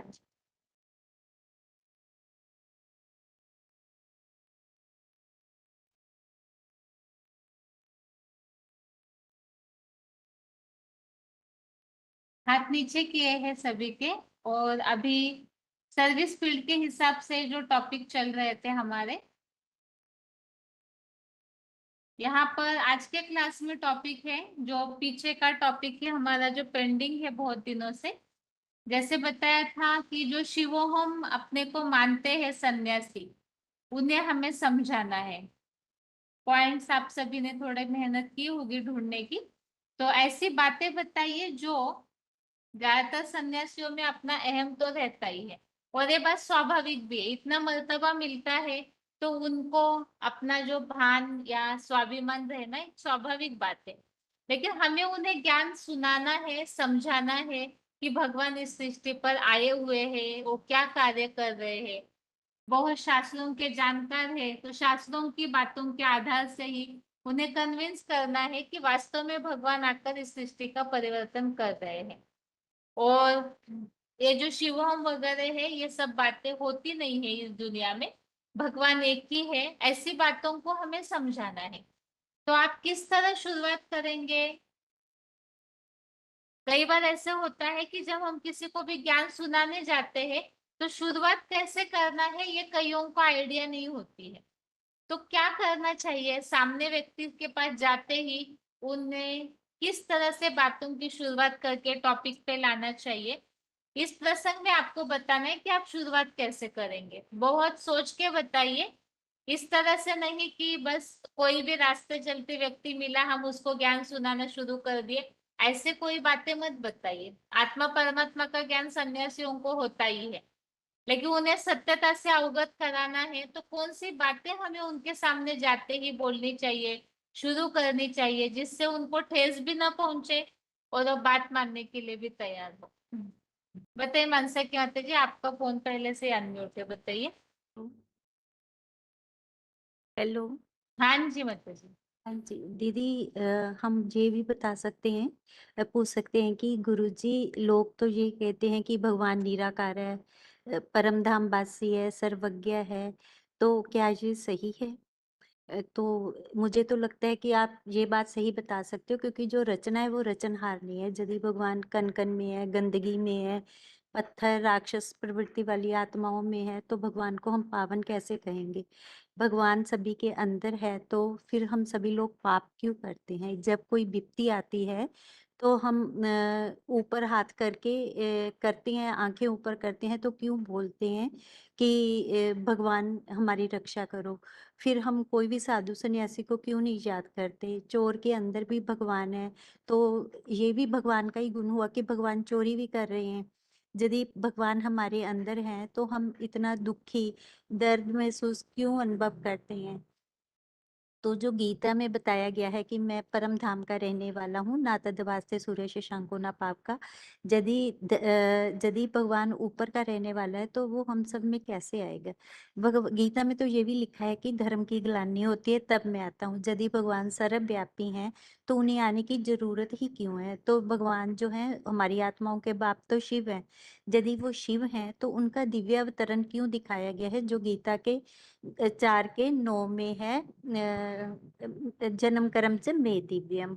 और हम शिवरात्रि का जो पावन पर्व मनाते हैं वो भी क्यों मनाते हैं? अवतरण का मतलब ही है ऊपर से नीचे आना, माना कि इसका मतलब तो यही हुआ ना कि भी भगवान जन्म मरण के चक्कर से न्यारे हैं। गीता में ये भी बताया गया है कि मेरा स्थान और समय जो है निश्चित है। जैसे 4:7 में बताया गया है जदा जदा ही धर्मस्य ग्लानिर्भवति भारत। और मैं भारत में आता हूँ जब जब धर्म की ग्लानि होती है, और आके वो क्या कर्तव्य करते हैं? पितरानाय च साधूनाम विनाशाय च दुष्कृताम धर्म संस्थापनार्थाय संभवामि युगे युगे। मैं दुष्टों की दुष्टों के विनाश और साधु संतों की रक्षा के लिए आता हूँ और दैवी राजधानी स्थापन करने आता हूँ। तो वो कैसी आत्माओं का विनाश करते हैं? हम पूछ सकते हैं कि जैसे हिरण्यकश्यप था, वो अपने जो उनका बच्चा था प्रहलाद, उनको तरह तरह की यातनाएं देता था। कभी आग में बिठाता था, कभी ऊपर से गिराता था, कभी जानवरों के नीचे बिठाता था, वो सिर्फ इसलिए कि वो अपने आप को शिवोहम समझता था। तो कभी ऐसा हुआ कि एक बार जब वो बहुत ज्यादा तंग आ गया प्रहलाद से, तो उन्होंने कहा कि क्या भगवान सब जगह पे है? तो उन्होंने कहा कि हाँ है। तो फिर उन्होंने कहा कि इस खंबे में है? तो भी उसने कहा कि हाँ है। तो उसने खंबे पे गदा मारी और नरसिंह अवतार प्रकट हो गए। तो अब सोचने की बात ये है कि भगवान उसकी याद में इतना ज्यादा था कि उसकी याद के कारण भगवान खंबे में प्रकट हुआ, जहाँ भगवान ऑलरेडी था ही खंबे में। यदि खंबे में था तो और खंबों को यदि तोड़ते तो क्या उनमें भगवान निकलता? नहीं। तभी कहा कि नरसिंह ने हिरण्यकश्यप का गला दबाया, उसको मार दिया। तभी कहा पितरानाइच साधु नाम, जो मन बुद्धि से भगवान में रमे हुए हैं उनकी रक्षा के लिए। विनाशाइच दुष्कृताम, जो अपने आप को शिवोयम कह के बैठ जाते हैं उनके लिए। और सत्य सनातन देवी देवता धर्म की स्थापना के लिए ही भगवान आते हैं। क्या गुरुजी ये ठीक है या गलत है? ऐसे बोल सकते हैं। ठीक है। ठीक है ना दीदी? ऐसे पूछ सकते हैं। हाँ जी, आज के संसार में जो एक मिनट था, एक मिनट, आपको थोड़ा सा शुरुआत के पहले बता दूं। कल टेस्ट पेपर जो दिया था श्लोक का, वो तो प्रश्न ऐसे ही मिल गया था कहीं से, लेकिन उसका उत्तर ढूंढना है, इस हिसाब से बताया था वो प्रश्न इस तरह से दिया था। कोई भक्ति मार्ग वालों ने ये बात बोली है कि जैसे दूध के हर कण में मक्खन होता है, तो उससे जैसे हम ये बताते हैं ना, सर्वव्यापी अगर सबके अंदर है भगवान, तो उनके गुण नजर आने चाहिए, सब जगह गुण ही गुण नजर आने चाहिए। तो इस पर किसी भक्ति मार्ग वालों ने ये बात बोली थी कि दूध में मक्खन तो रहता ही है, लेकिन उसको जब दही जमा करके मथनी करते हैं तो मक्खन ऊपर आता है। तो इसी तरह से भगवान भी सबके अंदर रहते हैं, वो बस समय पर प्रकट होते हैं। जैसे कोई संघर्ष में परिस्थिति है तो उस व्यक्ति को मदद मिल जाती है। तो ऐसी ऐसी जो स्थितियां हैं उस समय पे भगवान की मदद मिलती है, वो गुण प्रत्यक्ष हो जाते हैं। तो प्रश्न ये है कि दूध के हर कण में मक्खन छुपा हुआ है, ऐसे सृष्टि के हर कण में भगवान भी विराजमान है, बस वो कहीं प्रत्यक्ष है कहीं अप्रत्यक्ष है। ये प्रश्न सबके लिए ही है। जो भी उत्तर बता सकते हैं तो बताइए। इस बात को हम कैसे स्पष्ट करेंगे कि ऐसे हो नहीं सकता है कि सृष्टि के कण कण में भगवान हो। तो ये उदाहरण दिया था, दूध के हर कण में मक्खन छुपा हुआ होता है, इस बात का। तो इसे कैसे खंडित कर सकते हैं? हाँ जी। आत्मा जो है अविनाशी है। आत्मा में जो रेकड़ भरता है वो कभी विनाश नहीं होता है। शरीर तो विनाश हो जाता है, लेकिन पुरुषोत्तम संगम युग पर भगवान की जो याद है वो सार्वभौम हो जाता है। अंतिम समय में, महामृत्यु के समय में, ऐसे कोई जड़ और जंगम, ऐसे कोई पदार्थ नहीं रहता जो भगवान को स्मृति नहीं करता।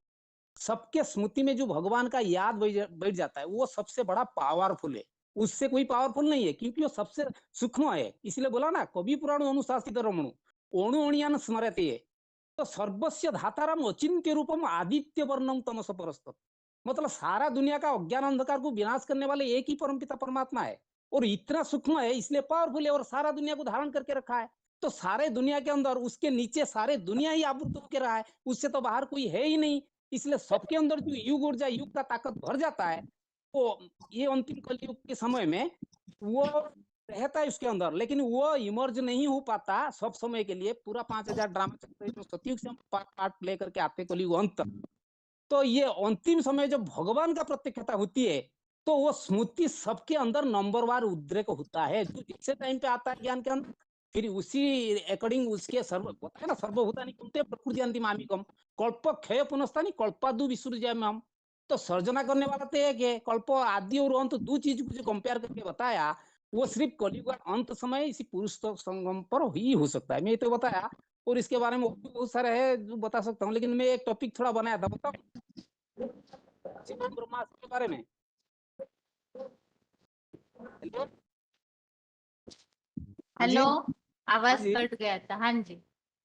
मैं ये कह रहा हूँ, ये जो शिवम ब्रह्मास्त्र के बारे में जो साधु सन्यासी के, मैं तो बहुत साधु सन्यासी के साथ गया उनके सामने बात रखने के लिए, तो इसके बारे में थोड़ा बताता हूँ। जो आज के समाज में प्रतिष्ठित साधु संत होते हैं, चाहे हद में हो चाहे बेहद ब्राह्मण परिवार जो पीके वाले भी होते हैं, तो वो तो अपने पलटन के साथ रहते हैं, इसलिए जो मान्यता वो प्रतिष्ठा वाला है उनके सामने हम आसान से जा नहीं पाते। मैं कई बार गया, उनको ऑर्डर पड़ता है, वो समझते नहीं देते, फिर कहाँ से आया, आइडेंटिटी कार्ड दो, वो देखने के बाद बुलाएंगे नहीं बुलाएंगे, वो अपने पर मर्जी निकल रहता है। इसलिए तो जहाँ भी जाते हैं हम मिडिल या निम्न धरण जो साधु सन्यासी है, तो उनके पास हम जा पाते आसान से। इसलिए उनको पहले हम सम्मान या नम्रता पूर्वक, आदर पूर्वक बहुत सारे बातें है जो गीता विधान के अनुसार है, उनके सामने हम रख सकते हैं। तो क्यों गीता में बताया, नो बुद्धि भेदम जनयत ज्ञानम कर्म संगीनाम जुषेत सत्कर्माणि विद्यान समाचार।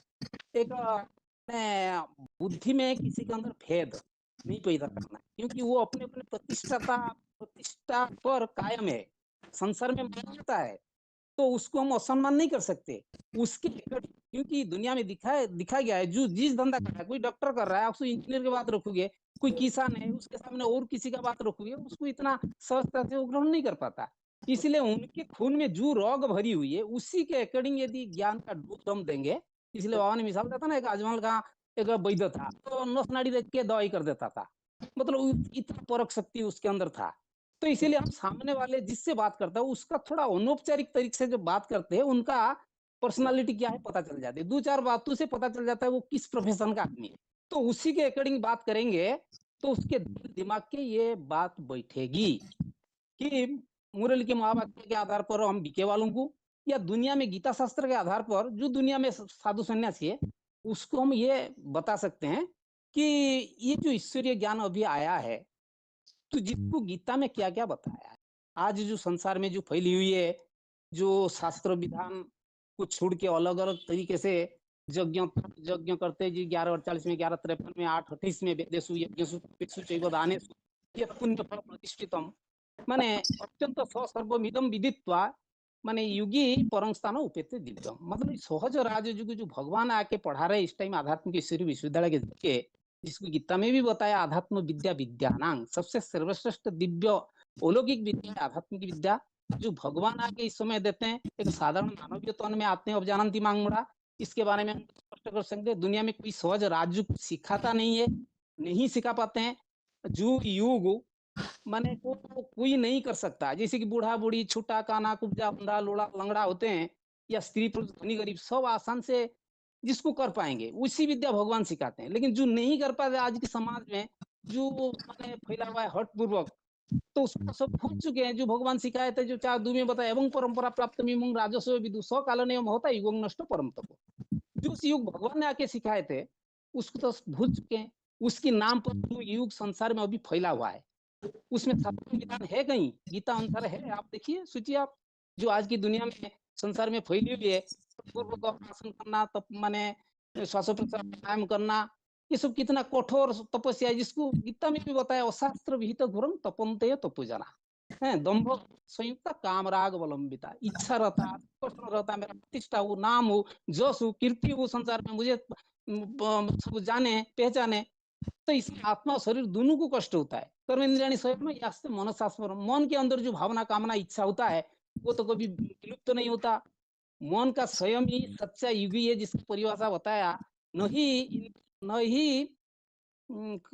कर्मसु क्या बोल, नहीं असन्यस्तु संकल्प युगी भवति कश्चन, जो मन संकल्प को कंट्रोल नहीं किया उसको युगी हम कर सकते। भगवान ने सब कुछ सहज रास्ता बताते हैं, और सभी को इस दुनिया विषय वैतरण को उद्धार करने के लिए उसने पहले बताया साधु परित्राणाय साधुनां विनाशाय च दुष्कृताम। बताइए आप कितने बड़ा त्यागी तपस्वी हो, पवित्रता जी मेंटेन करो, इसलिए सारा संसार आपके सामने नतमस्तक होता है। इसीलिए आपको भगवान भी उद्धार करने आया, मतलब कहीं ना कहीं आप सोचिए कि आपका रास्ता सच है गलत है। यदि सच है तो इतने सारे संसारिक जन आपके पास आते हैं, उनका दुख दुर्दशा खत्म नहीं होता, वो दिन प्रतिदिन बढ़ता जा रहा है। आज देखो दुनिया में तो पहले इतना साधु समाज को भक्ति जब तब नहीं करते थे, इतना नामाचार नहीं होता, आज संसार में जितना फैला हुआ है, फिर भी दुनिया का दुर्गति क्यों आज होता जा रहा है। अब सोचिए, भगवान खुद करे मैं साधु को मैंने विषय वैराग्य से पार करने आया हूँ, परित्राणाय साधूनां विनाशाय च दुष्कृताम्। तो भगवान जो धर्म स्थापन करने आए वो धर्म प्राय विलुप्त हो चुका है। वो धर्म क्या है, दुनिया में तो सारा धर्म आप देखो फैली हुई है, हिंदू मुसलमान जैन सब धर्म को फैले हुए, लेकिन जो आदि सनातन देवी देवता धर्म वो है। तो भगवान ने आके अर्जुन जैसे गृहस्थी को युगी बनने का शिक्षा दी थी, तरीका बताई थी। कैसे युग, हठपूर्वक नहीं, वो बनाया था कर्मयोगी। उसका मिसाल दिया किसका, ना जनक राजा का मिसाल। कर्म करने का सहज राजयोग का तरीका बताया। कर्मधारा को नहीं छोड़ना है, घर परिवार भी नहीं त्यागना है, परिवार के साथ रहते, क्योंकि परिवार जिसको आपने बनाया, जिस परिवार से आपने पैदा हुआ, उसका रखना कौन करेगा। आप तो उसको माने धकल देके चले गए। तो कर्मणे ही संसिद्धि अस्त्यता जनकादेव लोक संग्रम अपनी संस्पर्शम कर्तुम अर्हसि। महाभारत की पृष्ठभूमि पर इतने निवृत्ति मार्गीय सन्यासी को दिखाते हैं, और सारे कौरव का समकक्ष रहे, कौरव का अन्न खाते थे। तो भीष्म पितामह जैसे आप बताओ कितना धुरंधर व्यक्ति था, तो अस्तित्व क्यों नहीं समझ पाया। आप सोचिए, उनके सामने आना जाना करता था कृष्ण के रूप में जो दिखाया गया, वार्तालाप भी होता था, लेकिन पहचान की कमी थी। सबका आंखों में माया कौन सा पट्टी लगाती थी, ना गडरेज का। तो ब्रह्मा का द्वारा जो वाणी सुनाया गया था, या भक्ति मार्ग में वेद में जो वाणी है, जब तक वो वेद वाणी को गहराई से मंथन नहीं करेंगे, तो गहराई में नहीं जावेंगे, तो अमृत नहीं बन पाएगा। जिसके लिए बाबा ने एक बात बताया था, जिन खुजा तीन पाया, गहरे पानी पे मैं बतुआ जावे सदा किनारे बैठ। मतलब जो अपने को मंजूर समझते हैं वही कहेंगे गहराई से मत जाओ, अरे गहराई से जाओगे सागर में डूब जाओगे, उल्टा ज्ञान सुनाते। तो हमें उनको समझाना है, सिर्फ ज्ञान सुनाने से नहीं होगा, युगाली करना पड़ेगा। तो युगाली करने से क्या होगा ना, खाना पीछेगी। भक्ति मार्ग में मनुष्य गुरु के द्वारा वेद वाणी मंथन करके आप बताइए जितना सारे निकला, वेद से क्या निकला, आरण्य निकला, फिर मंथन करने के बाद ब्राह्मण निकला, सतपथ ब्राह्मण। ब्राह्मण को फिर युगाली किए, तो उसके बाद क्या निकला, महाभारत जैसे, महाभारत भागवत पुराण जैसे, रामायण जैसे ग्रंथ बड़े बड़े निकल पड़े। तो ये सब जो निकाले ये मनुष्यकृत है। तो इससे जो चित्र बनिए, माने अजंता एलोरा एलिफेंटा गुम्फाएं वगैरह, वो चित्र के अंदर जो है गुण है, चरित्र है, उसको गहराई से आप जब तक मंथन नहीं करोगे पता नहीं चलेगा। चित्र तो बना हुआ है, लेकिन चित्र के अंदर इतना राज है, कोई भाषा नहीं उसको परिप्रकाश करने के लिए। जितने भी हम शब्द कहें वो कम पड़ेगा, क्योंकि चित्र के अंदर बहुत सारे चरित्र निपुण रूप से प्रतिपादित किया गया है, लेकिन उसको हद स्थूल रूप में हम उठाने की वजह से सच्चाई हमारे पास से वो छिप गया। इसीलिए अभी जो भगवान प्रैक्टिकल आया है, ज्ञान अमृत का मंथन करके जो सोमरस पिला रहे, अमृत पिला रहे, जब तक ये अमृत नहीं पिएंगे तब तक आपका खुद का दुर्गति होगा। देखो कोई साधु सन्यासी महात्मा कितने बीमारी पड़ रहे हैं, चाहे आप हद के हो, चाहे वेद में जो बीके ब्रह्मा कुमारी ये सब हार्ट फेल करके जा रहे हैं। मतलब ये क्या हो रहा है, सदगति हो रहा है, दुर्गति हो रहा है। खुद का ही दुर्गति होगा, खुद यदि दुख भोगेंगे, खुद ये तकलीफ उठाएंगे, हमारा जो रचना है, हमारा सामने जो आ रहा है, उनको हम क्या सुख दे पाएंगे। तो ऐसे करके बहुत सारे बात रख सकते हैं, बाकी और कोई बोले। ठीक, अभी अगले क्लास का टाइम हुआ है, बाकी इस पर सोच के रखिएगा कि मेन तो है कि शुरुआत आप कैसे करेंगे, क्या बोल करके समझाना शुरू करेंगे, उस बात के लिए जरूर सोचिए। क्योंकि आगे का मैटर तो टॉपिक कंटिन्यू हो ही जाता है, लेकिन मूल है यहाँ शुरुआत में हमें क्या क्या बातें बोलनी चाहिए, किस तरह शुरू करना चाहिए, जो व्यक्ति को इंटरेस्ट आए और उनको उनका जो भी मान मर्तबा है उसे ठेस भी न पहुंचे। क्या बोल रहे हैं मत जी? हाँ जी दीदी, एक सेवा के फील्ड में व्हाट्सएप पे मैसेज आया था कि कामाख्या देवी में जोनी की पूजा क्यों होती है, इससे रिलेटेड कोई बाबा ने कुछ बोला हुआ है क्या? देखती हूँ माता जी, एक बार अगर मिलता है तो बताओ। हाँ जी, हाँ जी, ठीक है। ओम शांति। आज के लिए गीता क्लास यहाँ ही पूरा करते हैं। ओम शांति।